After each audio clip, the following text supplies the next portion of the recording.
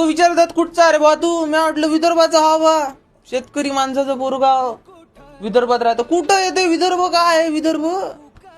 महाराष्ट्र ऐकलाय, नागपूर ऐकलाय, विदर्भ काय? शेगावचा गजर संताच्या नामानं गुंजणार विदर्भ, तुकडोजीच्या शब्दांनी सजणार, लोक धर्मांचे शास्त्र बनवणार विदर्भ, धान्याचं कोठार पण रिकाम पोट घेऊन झोपणार विदर्भ, कष्टात जन्मलेला आणि संघर्षात जागणार विदर्भ, सातपुडाच्या कुशीत निसर्गाची माया साठवलेला आणि प्रत्येक उन्हाळीत धुळीनं व्याकुळ होणारा विदर्भ, कास्तकाराच्या हातात काळं मातीचं सोनं पण बाजारात भाव नाही म्हणून रडतो तो शेतकरी विदर्भ, नदी कोरडी पण डोळ्यात अश्रू ओले, पाण्याचं राजकारण आणि आश्वासनाचे गोळे, संत गजाननाच्या आशीर्वाद आहे इथे, पण कापशीचं शेतात भस्मात होतं आयुष्य इथे, तरीही हार मानत नाही, भाकर अर्धी पण मोठं मन ठेवतं, वराडी बोलित ठेवतो रे जिद्द, असं सांगतं विदर्भ.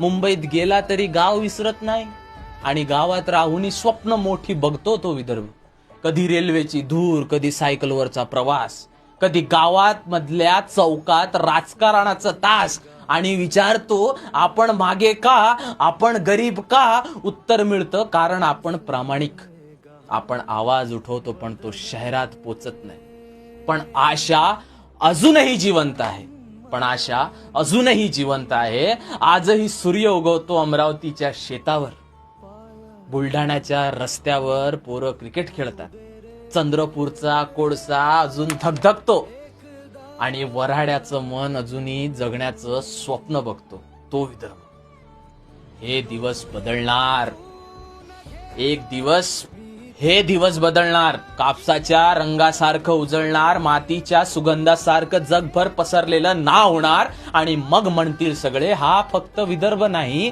हा महाराष्ट्राचा हृदय विदर्भ, हा माझा विदर्भ. जय हिंद, जय विदर्भ.